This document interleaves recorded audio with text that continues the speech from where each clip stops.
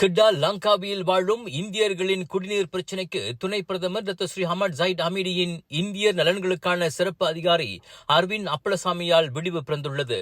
Taman Sungai ராயா, கம்போங் பிளாங்கா பிச்சா, கம்போங் கேசா, கம்போங் தெல்லோ ஆகிய பகுதிகளில் வாழும் சுமார் 3000 இந்தியர்கள் கடந்த ஈராண்டுகளாக குடிநீர் விநியோக சிக்கலை எதிர்நோக்கியிருந்தனர். பல போராட்டங்களுக்கு பிறகு நீர் சேவை வழக்க நிலைக்கு திரும்பினாலும் நள்ளிரவு வரை மட்டுமே அது கிடைக்கப்பெற்று வந்தது.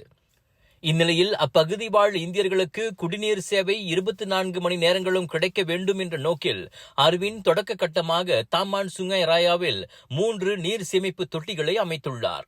37,000 ரிங்கிட் செலவில் அமைக்கப்பட்டுள்ள நீர் சேமிப்பு தொட்டிகள் வாயிலாக மக்களுக்கு தற்போது தண்ணீர் தூய்மையாகவும் விரைவாகவும் கிடைக்கிறது. தலா 8,000 லிட்டர் நீரை சேமிக்கும் ஆற்றலை கொண்ட அத்தொட்டிகளை நமக்கு நாமே என்ற கொள்கையின் அடிப்படையில் அமைத்துள்ளதாக அரவிந்த் கூறினார். தண்ணி பிரச்சனை வந்து ஒரு வருஷம் இல்லை 2 வருஷமாக வந்து நல்ல விஷயத்துக்கும் சரி கெட்ட விஷயத்துக்கும் சரி பிள்ளைங்களுக்கும் சரி, ஏன்னா எல்லார் வீட்லையும் பிள்ளைங்க இருக்கிறாங்க, படிக்கிறாங்க, வேலைக்கு போகிறாங்க. முக்கியமாக பெண்மணி நீங்கள் பார்த்தீங்கன்னா தண்ணி வந்து ராத்திரி தான் வந்து அந்த டைம்லாம் வந்து திறந்து விட்டாங்க. வெடிக்கல் இல்லையா சார், வெடிக்கல்ல தான் வந்து தண்ணியே வந்து பைப்பில் வரும். ஏன்னா அப்பயும் சிரமம் பார்க்காம வந்து நம்ம வீட்டு அம்மா தாய்மார்கள்லாம் நீங்கள் பார்த்தீங்கன்னா போய்ட்டு தண்ணி எடுத்துகிட்டு வரணும், சேஃப்டி பிரச்சனை இதெல்லாம் நிறையா இருக்குதுன்னு சொன்னாங்க. அதனால் நம்ம என்ன சொன்னோன்னா, சரி ஒரு இடைக்காலம் தீர்வுக்காக நம்ம என்ன செய்வோம்னா ஒரு டேங்க், ஒரு 3 டேங்க் வந்து நம்ம இந்த இடத்துல வந்து தமான் சுங்காய் ராயா வந்து கிட்டத்தட்ட எத்தனை குடும்பம் இருக்குங்க? 150 குடும்பம் இருக்காங்க. நல்லா நம்ம இந்தியர்கள் இருக்கிறாங்க. இவங்களுக்காக வந்து நம்ம எப்படியாவது வந்து தண்ணி டேங்க் வந்து கட்டி கொடுப்போம். ஏன்னா சாடா ஒரு நடவடிக்கை எடுக்கலை. அதனால் நம்மளுக்கு நாமேன்னு சொல்லிட்டு சிறப்பான முறையில் நடவடிக்கை எடுக்கணும்னு சொல்லிட்டு 3 டேங்க் வந்து நீங்கள் பார்த்தீங்கன்னா இன்றைக்கி ஏதோ பின்னால் பார்த்தீங்கன்னா சிறப்பான முறையில் வந்து நம்ம கட்டியிருக்கிறோம். இப்போ இது நீங்கள் பார்த்தீங்கன்னா இது செய்கிறதுக்கு வந்து 37,000 வெள்ளிக்கிட்ட செலவாச்சு. அதுவும் நம்ம வந்து சிறப்பான முறையில் வந்து இங்குள்ள நிறுவனத்துக்கே நம்ம வாய்ப்பு கொடுத்தோம் செய்கிறதுக்கு. இவங்களுக்கு வந்து தண்ணி பிரச்சனை மட்டும் இல்லை.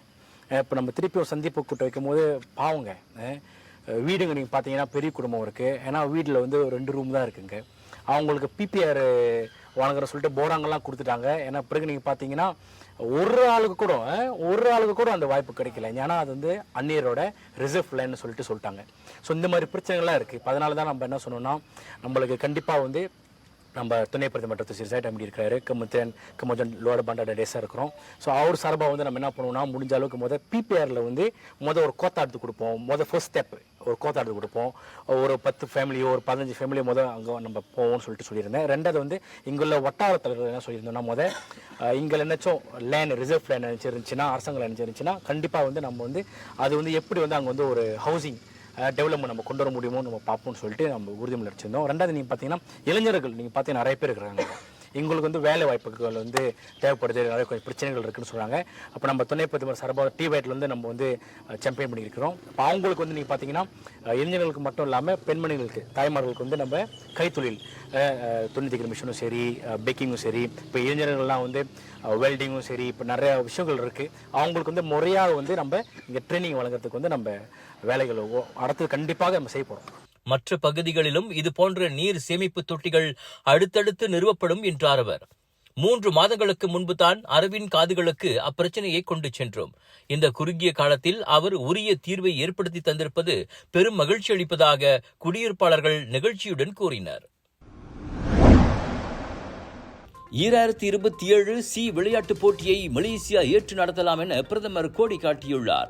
அது சாத்தியமானால் கோலாலம்பூருடன் இணைந்து சரவாக்கும் உபசரணை அணியாக விளங்க தமக்கு சம்மதமே என டாக்டர் ஸ்ரீ அன்வார் இப்ராஹிம் தெரிவித்தார். எனினும் அதற்கு முன்பாக 2027 சி போட்டியை மலேசியா ஏற்று நடத்துமா இல்லையா என்பது வரும் புதன்கிழமை நடைபெறவுள்ள அமைச்சரவை கூட்டத்தில் முடிவு செய்யப்படும் என்றார் அவர்.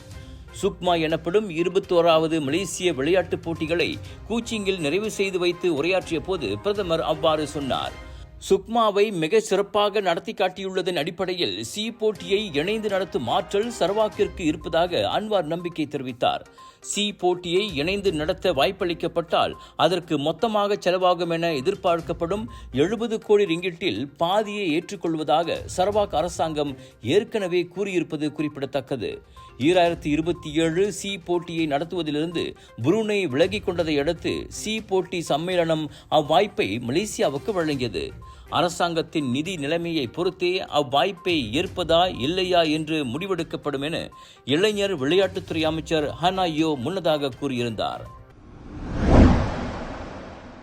கோலாலம்பூர் புக்கிட் ஜாலில் தேசிய விளையாட்டரங்கில் இரு பெரும் வைரிகளான JDTயும் ஸ்லாங்கூரும் சந்தித்த FA கிண்ண இறுதியாட்டத்தில் JDT வாகை சூடியது. சுமார் 80,000 ரசிகர்கள் முன்னிலையில் நடைபெற்ற பரபரப்பான அவ்வாட்டத்தில் JDT 6-1 என்ற பெரிய கோல் வித்தியாசத்தில் வெற்றி பெற்றது. முற்பாதி ஆட்டம் 2-0 என JDTக்கு சாதகமாக முடிந்த நிலையில் பிற்பாதியில் ஸ்லாங்கூர் ஒரு கோலை போட்டு ஆட்டத்தை விறுவிறுப்பாக்கியது. என்றாலும் JDTயின் வேகத்துக்கு அதனால் ஈடுகொடுக்க முடியவில்லை. அடுத்தடுத்து 4 கோல்களை போட்டு அந்த சவுதர்ன் டைகர்ஸ் அணி FA கிண்ணத்தை தற்காத்துக் கொண்டது. 3 கோல்களை புகுத்திய JDTயின் யுவான் மியூனிஸ் ஆட்ட நாயகன் விருதை வென்றார். 2022 முதல் தொடர்ந்தார் போல் 3வது முறையாக FA கிண்ணத்தை வென்று JDT தனிப்பெரும் சாதனை படைத்துள்ளது. நாட்டின் தலை சிறந்த மற்றும் புகழ்பெற்ற இந்திய எக்ஸிபிஷன் ஏற்பாட்டாளரான கலர்ஸ் ஆஃப் இந்தியாவின் பிரம்மாண்டத்தின் உச்சம் South Asia Deepavali festival and trade expo சுத்ரமால் ஜோபாடு ஜோரில் 23 ஆகஸ்டிலிருந்து 1 செப்டம்பர் வரை. கலர்ஸ் ஆஃப் இந்தியா மலேசிய சாதனை புத்தகத்தில் 4வது முறையாக இடம்பெற்றுள்ளது. இதுவரை இல்லாத அளவுக்கு மாபெரும் உள்ளரங்கு தீபாவளி சந்தை என்ற புதிய சாதனையை அது படைத்துள்ளது. சனிக்கிழமையன்று 217 விற்பனை கூடாரங்களுடன் அச்சாதனை படைக்கப்பட்டது. ஜோஹர் பாரு சுத்ரா மாஸ் பேரங்காடியில் ஆகஸ்ட் 23 தொடங்கி செப்டம்பர் 1 வரை நடைபெறும் தென்கிழக்காசிய தீபாவளி திருவிழா மற்றும் விற்பனை கண்காட்சியில் கலர்ஸ் ஆஃப் இந்தியா தீபாவளி சந்தை அச்சாதனையை எட்டியது.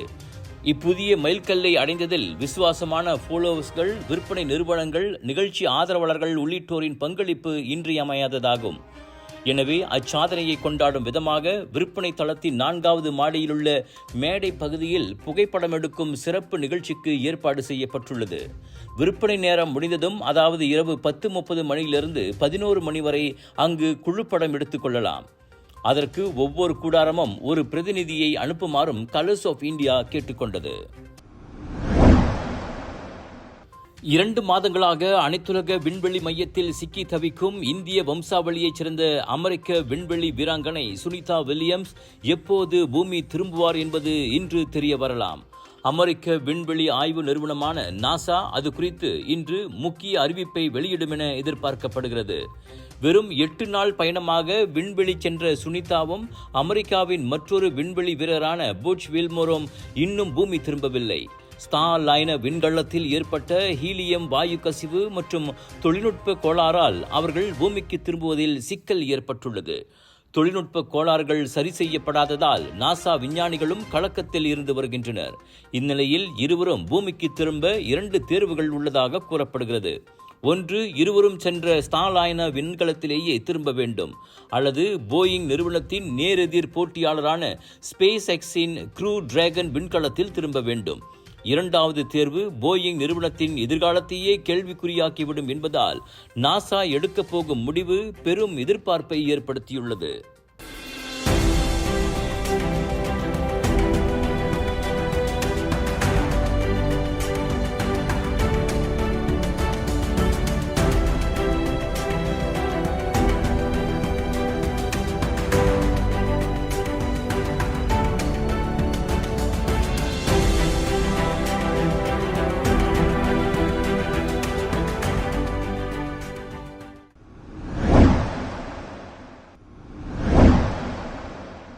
கோலாலம்பூர் பழைய கில்லான் சாலையில் லாரியிலிருந்து கழன்றி வந்த டயர் மோதி மோட்டார் சைக்கிளோட்டி காயமடைந்துள்ளார்.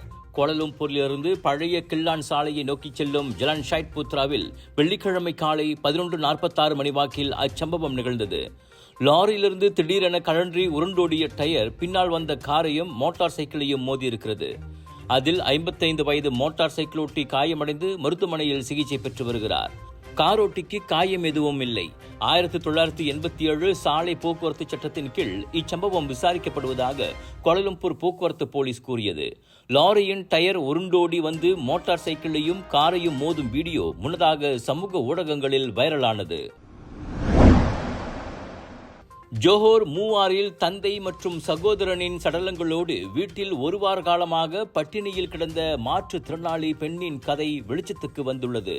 சில நாட்களாகவே அவ்வீடு இருட்டில் மூழ்கி கிடந்ததோடு அதிலிருந்து துர்நாற்றம் வீசியதால் அக்கம்பக்கத்தார் சந்தேகமடைந்தனர். அவர்கள் கொடுத்த புகாரின் அடிப்படையில் விசாரணைக்கு வந்த போலீஸ் 76 வயது தந்தை மற்றும் 37 வயது மகனது சடலங்களை கைப்பற்றியது. தந்தையின் உடல் குளியல் அறையிலும் மாற்றுத்திறனாளியான மகனின் சடலம் வரவேற்பறை சோஃபாவிலும் கண்டெடுக்கப்பட்டன. இரு சடலங்களும் சவப்பரிசோதனைக்காக அனுப்பப்பட்டுள்ளன. பட்டினியில் கிடந்த 44 வயது மகள் மிகவும் பலவீனமான நிலையில் மீட்கப்பட்டார்.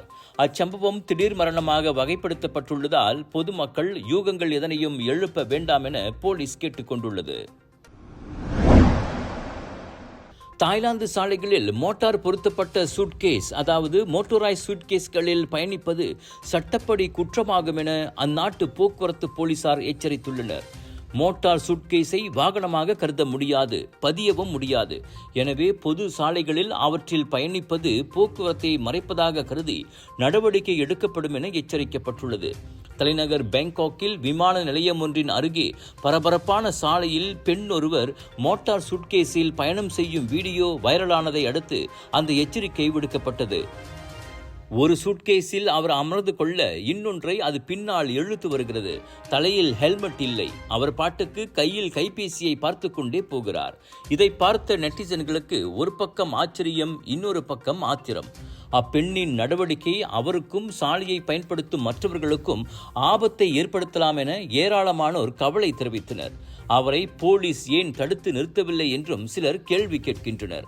இந்நிலையில் வைரலான அப்பெண் சீன நாட்டு சுற்றுப்பயணி என்றும் வியாழக்கிழமை அன்றே அவர் தாயகம் திரும்பிவிட்டதும் போலீஸ் விசாரணையில் கண்டறியப்பட்டுள்ளது.